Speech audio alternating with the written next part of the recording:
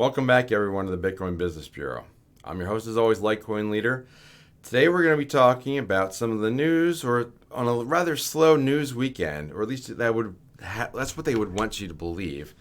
But there's been a few stories in the Western or modern world in the U.S. And Europe about ETFs and regulations and what they want to do, and just basically tying it to banks that want to be custodians or approvals and such. But it's all about regulation and approvals, and that's where we're at in the Western world, the first world of finance, the World Economic Forum, the NATO countries. That's where we're at with those. But the bigger news is happening in the so-called third world nations, or third world countries, again, the label that's put out there by the IMF and the World Economic Forum. Of these countries that are maybe they're not part of the mainstream of the world financial section, the sector that's everybody, like central banks, and they want to all interact and trade with one another. And those are the normal trading pairs, the bigger economies. But there's lots going on. Then we start with sharing a few different stories from my Instagram story. And if you're not following me there, it's pretty easy to remember. It's LitecoinLeader. If you can remember this channel, you can remember my name, you can find me on Instagram. And I post a lot of stories over there. I think I hit like a peak of 20 in one day. But I just try to share things that I think are relevant and stories that you may or may not have seen, and just give a little bit of take on them myself. So it's worth a follow. And then sometimes I take all that stuff and piece it all together, cobble it together, make a video like this. So with that said, let's take a look at some of the stories from this weekend from these lesser known countries and how much of an impact the rest of the world is having with Bitcoin and cryptocurrency. So one thing I wanted to share today was a couple of snapshots that I've gotten from my Instagram that I shared over this weekend, and to share a few of those stories. So that will lead into the story I'm going to really build on about these other countries that are really being much more active than the ones we normally hear about. So let me go over to my Instagram. And if you're not on my Instagram, you should definitely check me out. There I am right there. Let's see. Well, can't really slide that over, but you get the idea.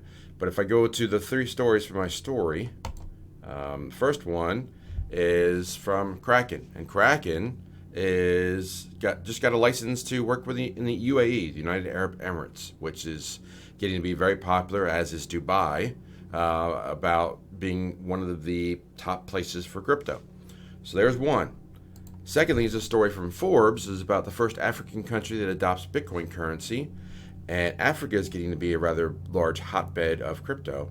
And this is about the Central African Republic, which is it's central to Africa, and it's more northern, around between, I think, the Democratic Republic of Congo and Chad.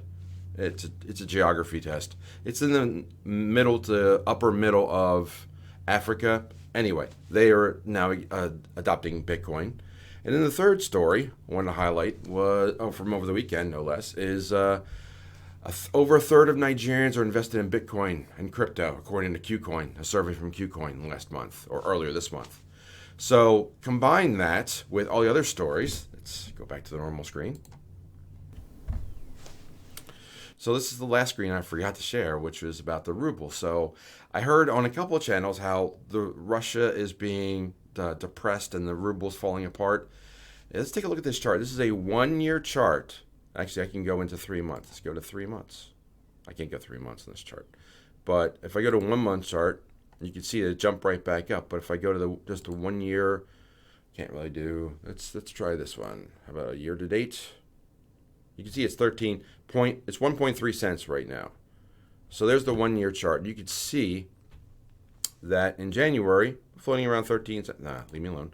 But around 1.3 cents, and it was dancing between 1.2 and 1.3 cents until the end of February, and then all of a sudden, whoa, drops off a cliff, goes down to 0.007, and then Russia starts going into other directions of getting around the sanctions, and then they adopt the gold standard, and then it just goes from here and spikes right back to where it was.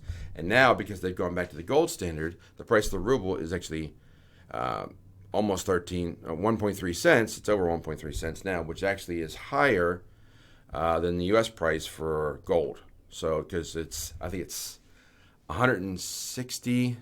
It's 31 times 5, so it's 165 plus a little bit, 166,000 rubles. So 1.3 times 116.60, that's over $2,000. So the Russian ruble is actually at a premium for gold. So you would be better off selling your gold into rubles than you would be in dollars right now. So don't believe everything you hear if everybody's just saying, oh, the ruble's depressed. No, it's not. It's bounced back almost 50%, almost 100% from the peak low. 0.007 and change to 0.0015 would be a double. So we're at 13, probably about a 75% upwards move since the low peak, and then right back where it was at the beginning of the year. So don't believe all that. So let's go back to the regular screen. So there you go. You got some stories from Africa. You have some stories from we had Russia in there as well. We had, well, we talked about El Salvador before. We've talked about Rio and Brazil. We've talked about Tonga and Vanuatu. All these countries in the allegedly third world, that's their classification or label that's people put on it. I don't want to say certain words, but I think it's a story that's convenient and contrived that say, like, oh, don't pay any attention to those third world countries. But the action is happening there because those countries need to do something for their people. And the governments, which can be overthrown much easier than some of the other countries, but they need to take care of their people. So when you're looking at countries, I think it's roughly the stat, I don't remember off the top of my head, maybe a third of the world is unbanked. And that's one of the things that cryptocurrency can really solve for people. So I like to tell the story of El Salvador, where the average income there is $100 in US in a month, and it costs $50 to have a bank account. So that's unaffordable for people. It's out of the realm of possibility, which ripples into the bank accounts and the banks not having many accounts to manage, and also the merchants. They don't have cards to swipe because no one has bank accounts. So it's entirely a cash system there. That's all changing when they went to Bitcoin in El Salvador and Bitcoin Beach and so on. Now we have other countries that are looking to do the same thing. Now, this is just conjecture on my part, but what I'm thinking is that with all these different countries going around the SWIFT system and the NATO and all these sanctions and such, it would not surprise me at all if one or two or more nation states look to do a transaction between two countries or more, or major purchase with crypto in the next month or so. And if that happens, that's going to blow the doors off of crypto for certain, because imagine, let's just say right now, Bitcoin, let's call it $40,000. So 25 Bitcoin is $1 million. So if a country wants to do a $1 billion transaction, they're going to need to do it in Bitcoin because it's pretty much the only coin that's big enough to handle it. And that would require 25,000 Bitcoin per $1 billion of settlement transaction. So imagine what a 100 billion transaction would look like. It would be 2.5 million Bitcoin, which I think is almost unheard of. And I don't think that there may be a mining wallet for some countries that I don't know about, but that's an awfully large wallet. That would be over 10% of all Bitcoin in existence. But there is something that could happen that would make you need less Bitcoin to settle these transactions, which would be a price increase or a valuation increase of the Bitcoin. So if Bitcoin, say, went to $50,000 instead of 40, now 20 Bitcoin is $1 million instead of 25. And that will add up with big transactions. If Bitcoin skyrocketed to $100,000, $100,000 per Bitcoin, more than a double from right here. Now you're looking at 10 Bitcoin per $1 million, or 10,000 for $1 billion. That's a much more palatable number. You can even do $100 billion for 1 million Bitcoin. So it's within the realm of possibility, but Bitcoin has to get to that price first. And that would be to the advantage of the payer of that debt, not the payee, because they would need less Bitcoin to pay the person.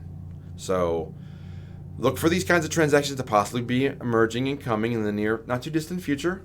We'll have to see that. Of course, I'm just speculating. I'm just a guy talking on the internet. I don't know any particular details. But what I do know is that with all this confusion, the fear, uncertainty, and doubt, all the FUD that's out there, I can go to these stories and say, the first world countries are not moving as fast as the third world countries. And the third world countries need this way more than the first world does.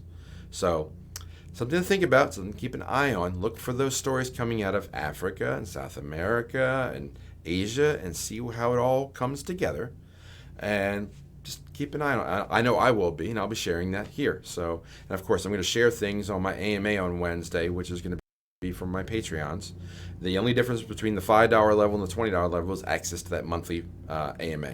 So there's still going to be plenty of access at the $5 level. Get some news there, get the real news, get some extra posts from me.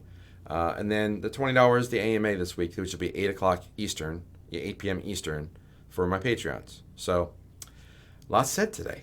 Tell me what you think in the comments. What do you think about these stories? Do you think it's going to be the third world leading this versus the first, which is sort of my theory right now? It's more of a need versus a want, and the third world countries need it.